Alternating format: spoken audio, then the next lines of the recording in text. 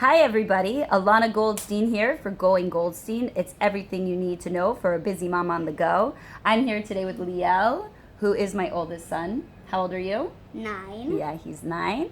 And today we're going to continue our conversation, what we started talking about yesterday when we were talking about distance learning, and we were talking about Zoom in my video from yesterday. And I wanted to talk a little bit more about project-based learning. And I wanted everybody at home to hear about maybe your experiences with project-based learning and how you feel about Zoom. But before we get into that, I just want to point out that the beautiful bonsais in the back were done by Alejandro Chocron, the irregular bonsaiist. And I'll link his channel down below in the description box if you want to see how to make some beautiful bonsais like that. So Liel, yesterday I was telling all the people watching this video about Zoom and how I think that instead of doing Zoom, that parents can do projects at home with their kids. So do you remember any projects that we did together? Yes, we try to make apps about, let's see, I try to make an app about Pokemon, and my brother, who's gonna be in the channel soon, made a game about dinosaurs getting coconuts or something. Mm-hmm. And my sister, Kaya. So we made apps, and we tried to, but we couldn't. Then we started to play Dungeons and Dragons for like 3 days. We made our characters. We needed to do math for our characters to like do the attacks. Then we needed to read the description. Mm-hmm. So that's what we did, and you can try to do new stuff too. Mm-hmm. So with the Pokemon app, the idea was that they wanted to make this, they wanted to make an app where they could play Pokemon Go. So first what they had to do is they had to do a spider web of their ideas. So we had in the middle, we drew the circle, which was the main idea. And then coming out of that main circle, they had to draw all their ideas that supported that main idea. And then what they had to do is they had to draw, you know, when you download the app, they had to draw the what it looked like with the rating and the reviews and stuff like that, and they kind of had to draw a screen grab of like what it would look like, and that kind of like brought in this reading and writing kind of content.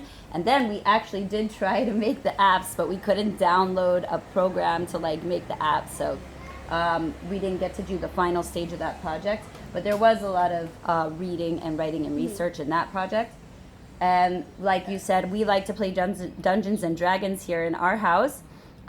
So part of Dungeons and Dragons is you have to do math to like put the values in for the characters, so their strength and their charisma, and it's a lot of math with the values that your character has, and there's a lot of research and reading and critical thinking that goes into creating your character. And then we actually played a quest, a campaign, so there was a lot of reading and speaking and critical thinking that goes into that as well, right? Right. Mm-hmm.